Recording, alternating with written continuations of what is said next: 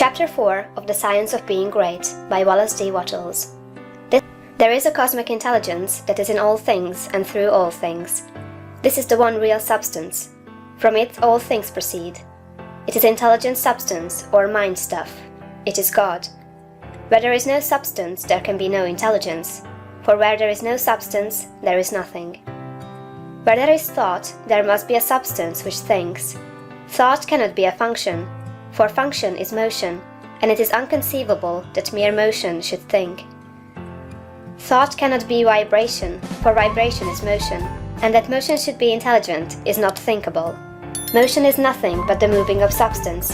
If there be intelligence shown, it must be in the substance and not in the motion. Thought cannot be the result of motions in the brain. If thought is in the brain, it must be in the brain's substance and not in the motions which brain substance makes. But thought is not in the brain substance, for brain substance, without life, is quite unintelligent and dead. Thought is in the life principle that animates the brain, in the spirit substance, which is the real man. The brain does not think. The man thinks, and expresses his thought through the brain. There is a spirit substance that thinks. Just as the spirit substance of man permeates his body, and thinks and knows in the body, so the original spirit substance, God, permeates all nature and thinks and knows in nature. Nature is as intelligent as man, and knows more than man. Nature knows all things. The All Mind has been in touch with all things from the beginning, and it contains all knowledge. Man's experience covers a few things, and these things man knows. But God's experience covers all the things that have happened since the creation, from the wreck of a planet or the passing of a comet to the fall of a sparrow. All that is and all that has been are present in the intelligence that is wrapped about us and enfolds us and presses upon us from every side. All the encyclopedias man have written are but trivial affairs compared to the vast knowledge held by the mind in which men live, move, and have their being. The truth men perceive by inspiration are thoughts held in this mind. If they were not thoughts, man could not perceive them, for they would have no existence, and they could not exist as thoughts unless there is a mind for them to exist in, and the mind can be nothing else than a substance which thinks. Man is a thinking substance, a portion of the cosmic substance. But man is limited, while the cosmic intelligence from which he sprang, which Jesus calls the Father, is unlimited. All intelligence, power, and force comes from the Father. Jesus recognized this and stated it very plainly. Over and over again, he ascribed all his wisdom and power to his unity with the Father and to his perceiving the thoughts of God. My Father and I are one. This was the foundation of his knowledge and power. He showed the people the necessity of becoming spiritually awakened, of hearing his voice and becoming like him.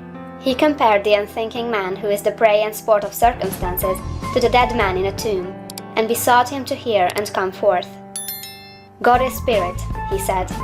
Be born again, become spiritually awake, and you may see his kingdom. Hear my voice, see what I am and what I do, and come forth and live. The words I speak are spirit and life. Accept them, and they will cause a well of water to spring up within you. Then you will have life within yourself. I do what I see the Father do, he said, meaning that he read the thoughts of God. The Father shows all things to the Son. If any man has the will to do the will of God, he shall know truth. My teaching is not my own, but his that sent me.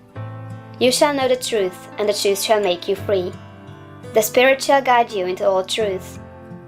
We are immersed in mind, and that mind contains all knowledge and all truth. It is seeking to give us this knowledge, for our Father delights to give good gifts to his children.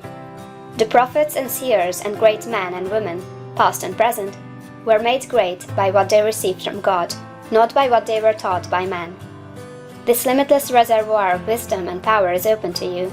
You can draw upon it as you will, according to your needs. You can make yourself what you desire to be.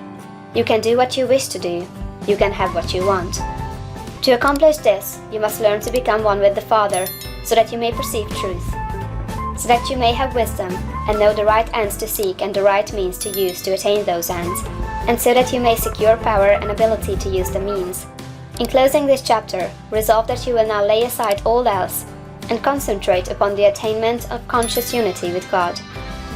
Oh, when I am safe in my sylvan home, I tread on the pride of Greece and Rome, and when I am stretched beneath the pines, where the evening star so wholly shines, I laugh at the lore and pride of man, at the sophist schools and the learned clan, for what are they in all their high conceit, when man in the bush with God may meet?